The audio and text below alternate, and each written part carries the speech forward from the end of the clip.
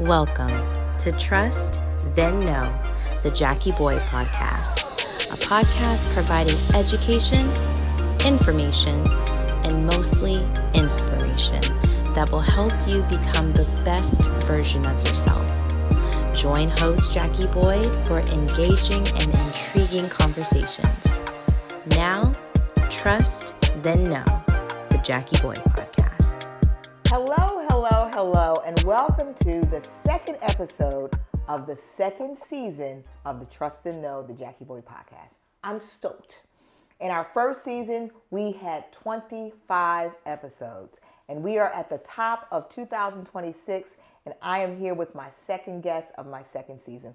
Listen, we come on every second and fourth Tuesday of the month on all your major podcast platforms. We're on Amazon Music, Apple Podcasts, Spotify, YouTube, and Instagram. All you have to do is put in Trust, T-R-U-S-T, then T-H-E-N, Know, K-N-O-W, and you will find all of our episodes. We're always going to bring you people who have something to say, to bring you information, education, but mostly inspiration to help you become the best version of yourself. This Valentine's episode is brought to you by the Oasis Retreat, a beautiful Airbnb on the north side of Jacksonville. Experience an oasis and book your stay today. And tonight I am so excited because I have a wonderful guest, Mr. David Sanders. Listen, hi Dave. Hey, Jackie. He's trying to be really cool, with the hat. Hey, well, Jackie. Just do what we do. Do what we do. Listen, oh my gosh, Dave is a 45-year veteran, retired veteran, and then 20 years as veteran services officer. And that is amazing.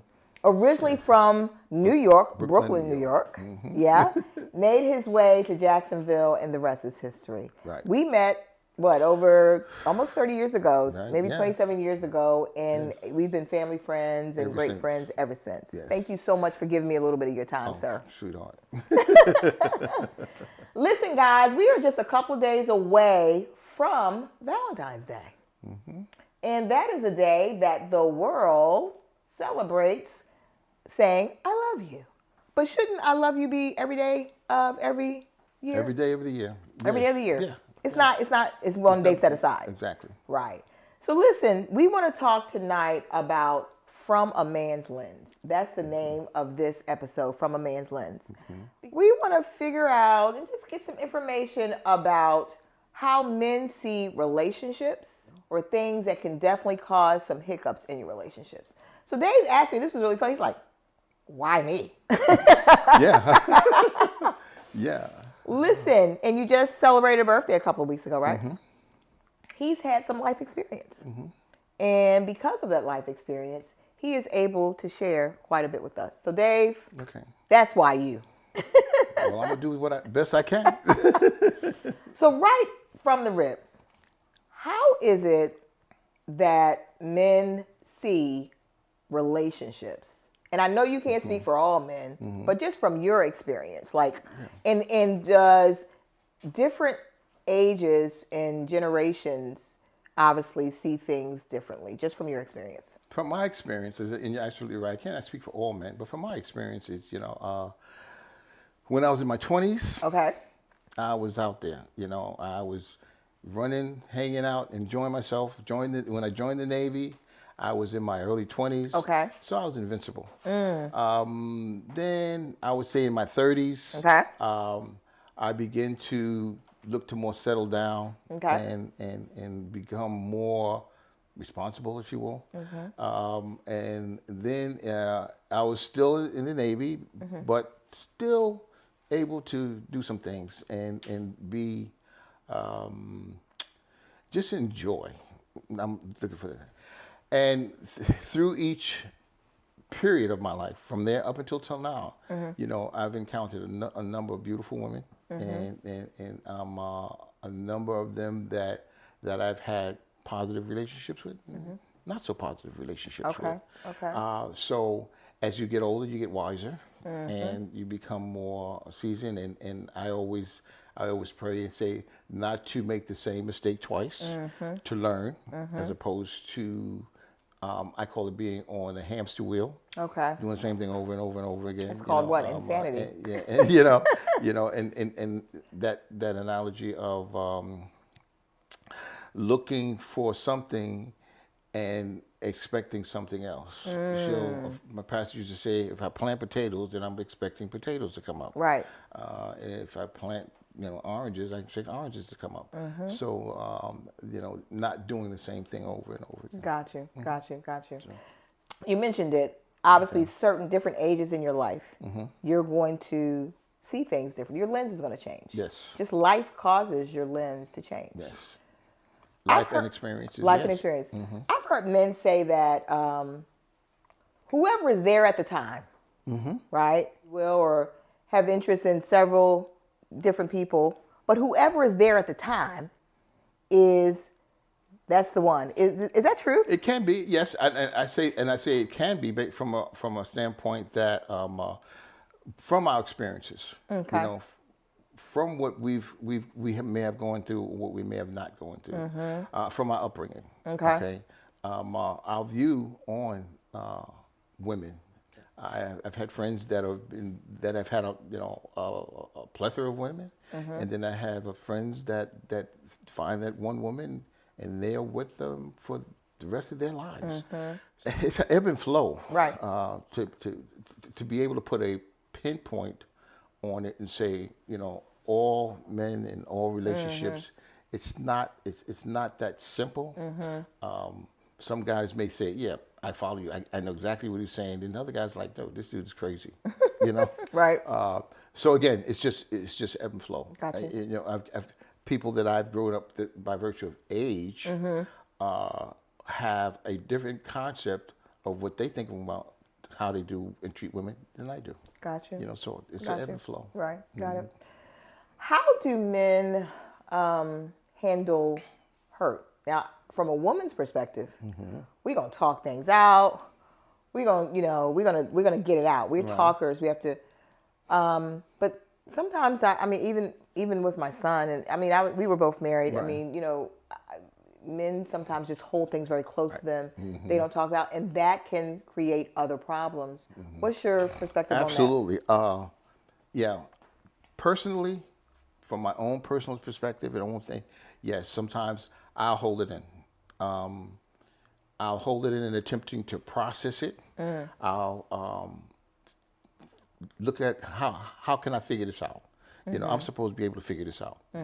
And the drawback from that is not being able to open up to say to somebody, this is what's going on with me. And I would venture to say that sometimes, maybe not all the time, but I would say sometimes, speaking from my own personal perspective, I have two confidants that have been with me through thick and thin.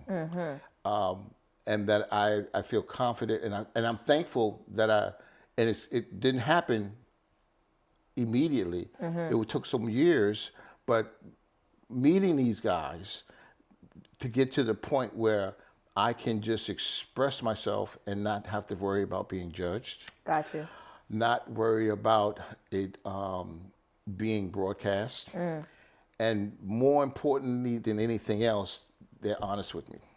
Gotcha. So if I'm doing something in regards to a relationship, they won't have a problem. Say, Dave, they're going to hold you accountable. Yes. Okay. Yes, they'll check me. And the good thing about it is, in the event that I need to be checked, and I may not even think about it, they know still, no, what you're doing is wrong. That's not right. You need to check that. Okay. And so not a lot of men have that. I would venture to say that. Not a lot of men have that.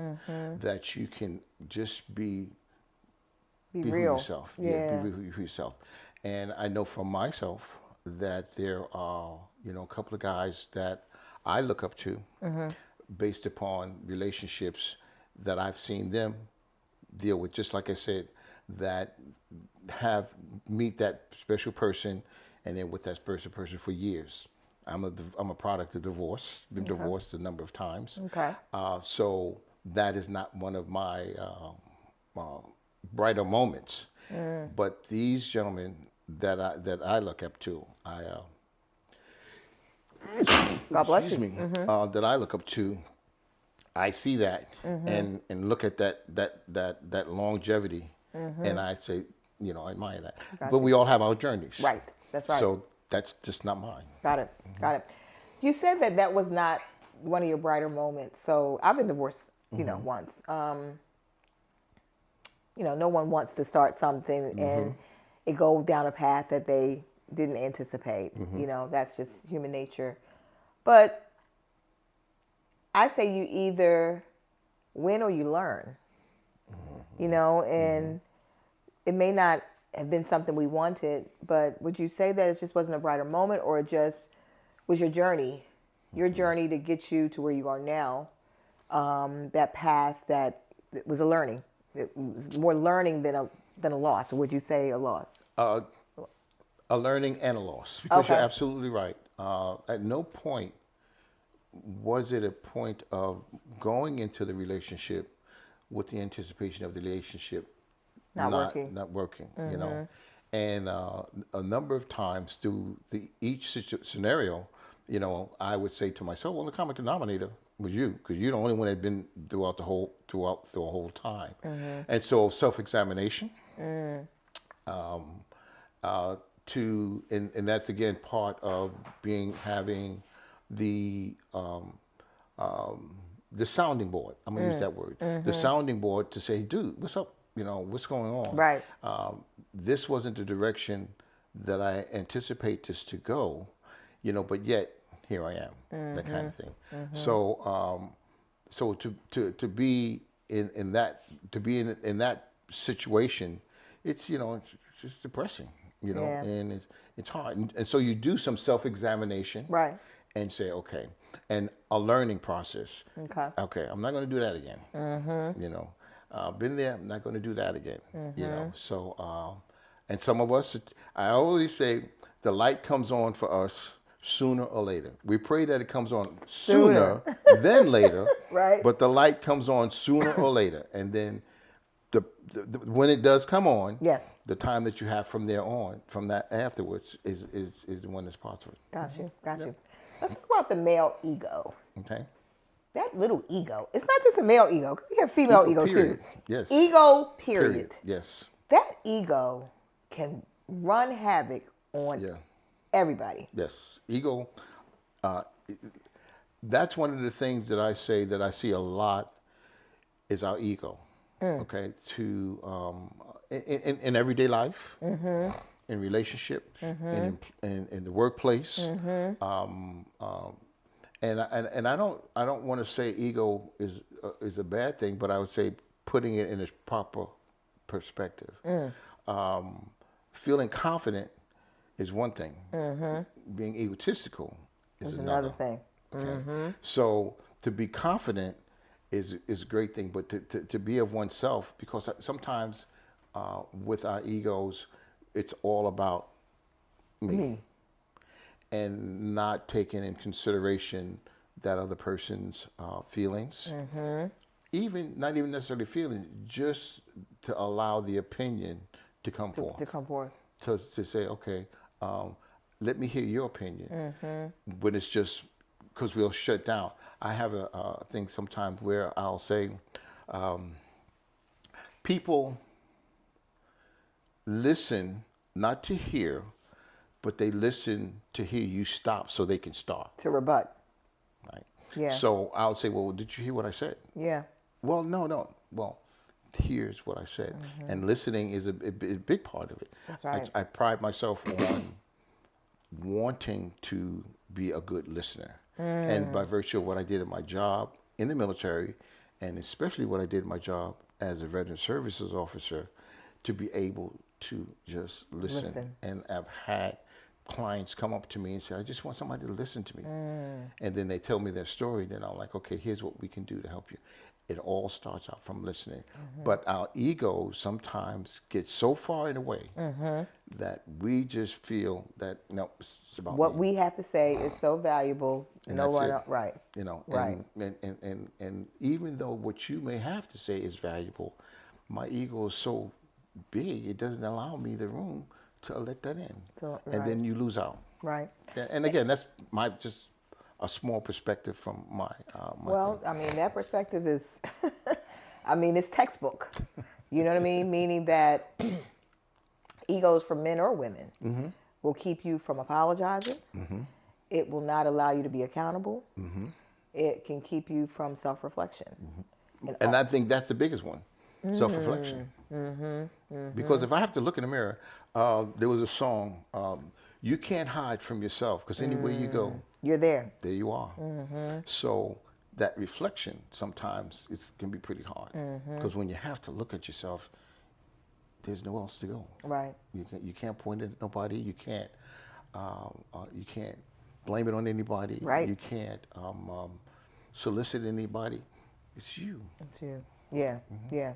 And it's easy to, well, I'm saying it's hard to see things about yourself that are negative. Very hard. It takes maturity and it takes humility. Would you agree? And courage. And courage to say, my bad. Yes. You Yes. know, I fumbled that. And sometimes, as a man, that can be kind of challenging because then I feel like I may be losing a little bit. But in the same token, when you can get to that level, when you get to that point, it's so rewarding. It's so freeing. It's freeing. It's so freeing because you can. It's okay to say, yeah, it's okay. I'm not all of that. Right.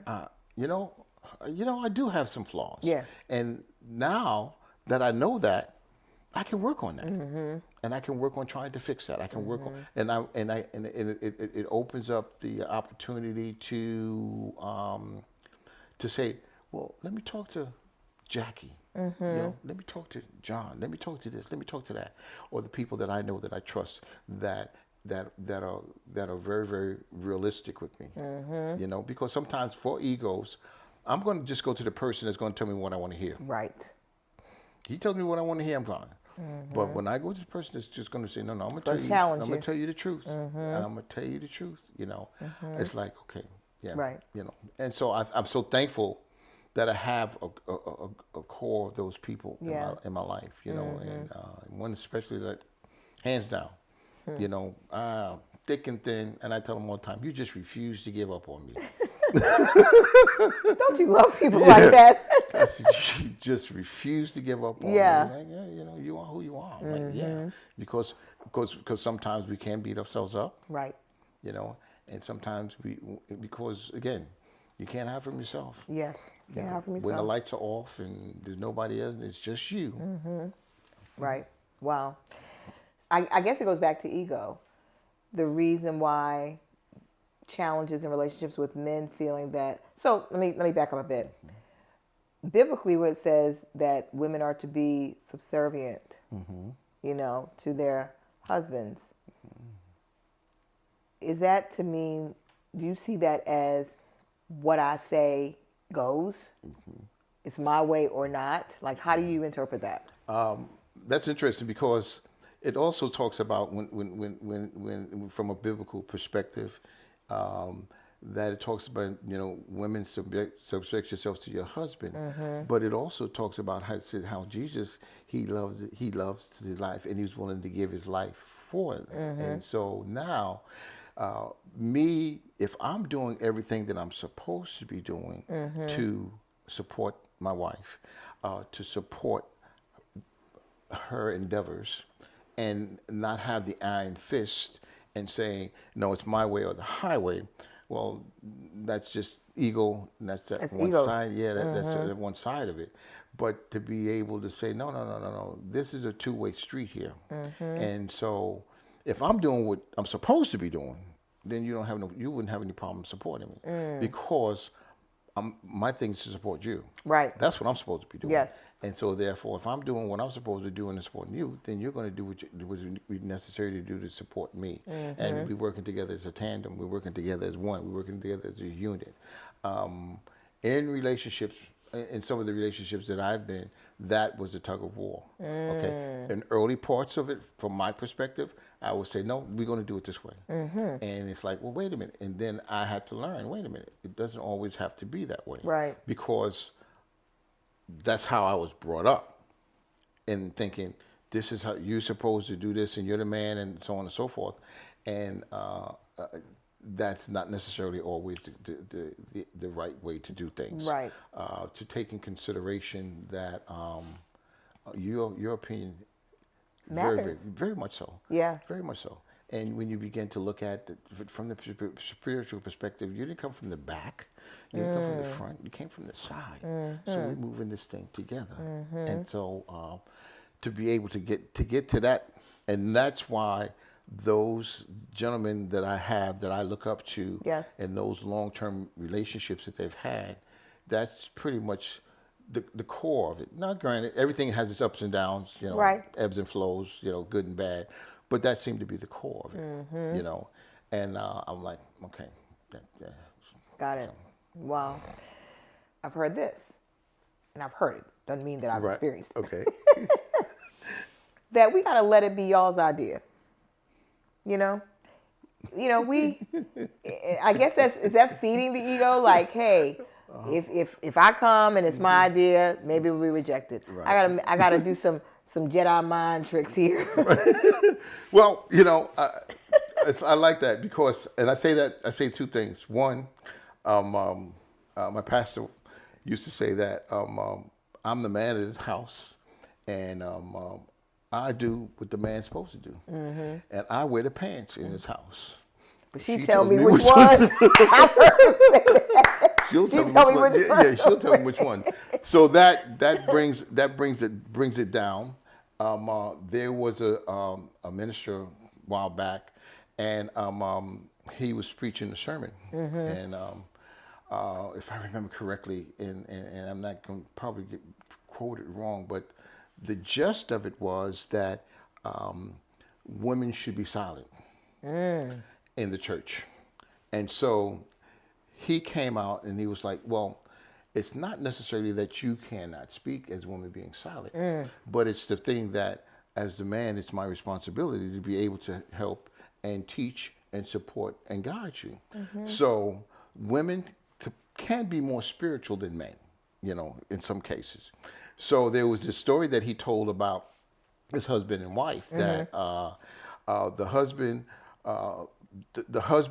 was wanted to be the leader, if you will, and the wife being more spiritual. So, like you said, she was like, "Okay, baby, I read this passage in the Bible that says, the Lord is my shepherd, and I shall not want." I'm kind of not understanding that. So he goes, now he's researching. Okay. He's looking in the Word. He's getting understanding of what's that. So now he goes back. Now she already got it. Okay. But she wanted him to. Encouraging him. Oh, well, baby, the Lord is my shepherd. You know what a shepherd does? He looks out for you. Okay. I shall not want. What it means is, that means you don't have to want for nothing. He leaded me beside the still waters. She said, is that right? He says, yeah. She already got it. But now she's got him. And so now he's feeling more comfortable, and he's doing the role that he's supposed to do. So in that regards to being able to, I would say, to nurture and encourage, okay. Because I know there are sometimes that, you know, that I would be in situations, well, what about this? And I'm like, okay, oh yeah. Or, well, how are we going to get here? When I used to drive a lot in the military, I used to drive a whole lot of places, you know. And sometimes, at the time when I was married, my wife I'd have to be co-pilot, and I said, well, you know, you get the map, and you let me know which way to go. She said, okay, well, you go down this road, and I'm like, all right, you tell me to go down this road, I'm going down this road, as opposed to me saying, no, this is the way we're going to go. She said, no, you go down this road. So it's again back to that give and take thing, you know. So when you say, being able to nurture. Yeah. Got you. Yeah. Okay. And again, this is your experience. my own from a perspective. man's lens, from Yeah. Dave's lens, Yeah, right? From Dave's standard. Yeah, you're right. Wow. So, people who are married sometimes talk about being married, and people who are single want to be married. I mean, is there ever a time in your experience where you say, okay, this would be the ideal time? Is there certain things a man needs to do first, or certain things he needs to accomplish first? I've talked to people who say, well, if he's not established, if he's not where he wants to be, he's not going to be a good person for any type of relationship. What are your thoughts about that? My thoughts about that: if the two people together are willing to work something to move forward, anything's possible. Because I've heard people say, "Well, I need to get my act together. I gotta have a house. I gotta have this. I gotta have that." And I think it's more valuable when the two people together build that, as opposed to just that one. I gotta have the house before I get married. I gotta have a stable job before I get married. When again, my son's mother and I, we did so many things. We lived in Europe. We lived in Europe for almost 6 years. Okay. And we were all we had, and that's when we were the tightest, because we were all we had. So you depended on each other. So we depended on each other, and I needed her, she needed me, and we needed each other, and we worked it through. Wow. You were a team. Yeah, we were a team. Got it. Mm-hmm. So Dave, give us in a summary, what would be, you would say, the top 3 relationship builders and the top 3 relationship destroyers?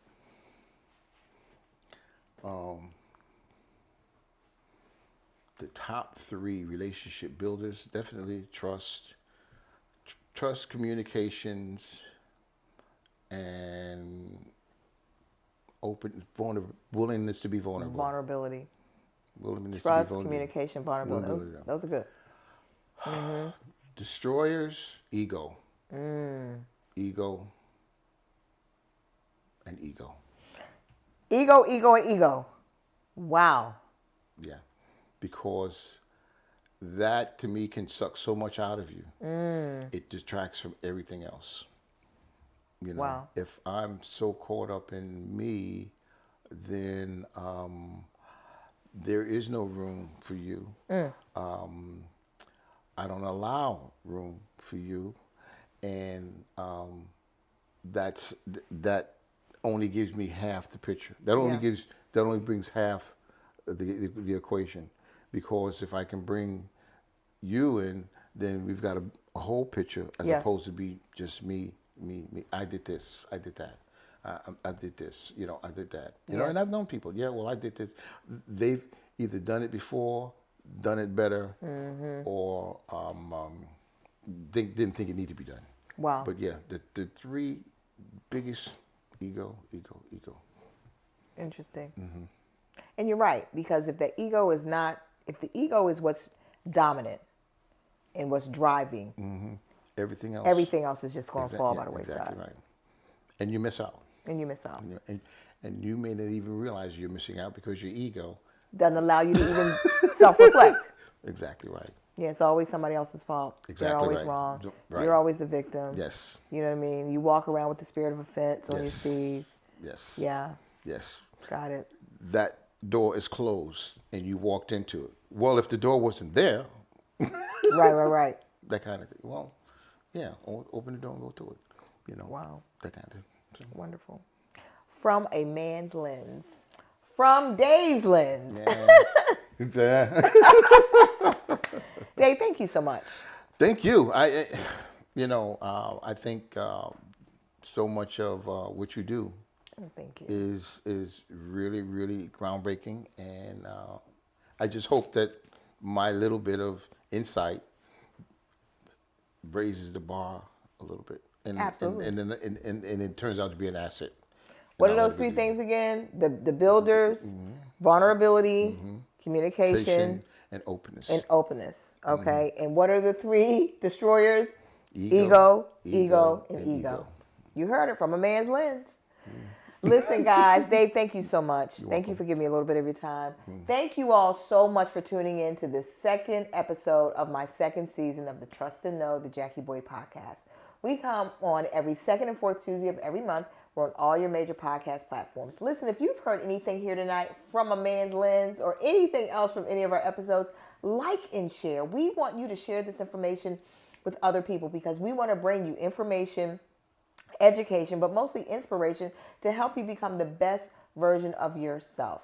We would love for you to share and become a subscriber of the Trust and Know the Jackie Boy podcast. Again, we're on all your major podcast platforms, Amazon Music, Apple Podcasts, Spotify, YouTube, and Instagram. All you got to do is put in Trust, Trust, then THEN, no, KNOW, and you'll find all of our episodes. So whatever you do, until next episode, do what you need to do to get the information you need, the education you need, but mostly the inspiration you need to be the best version of yourself. Thank you. Bye.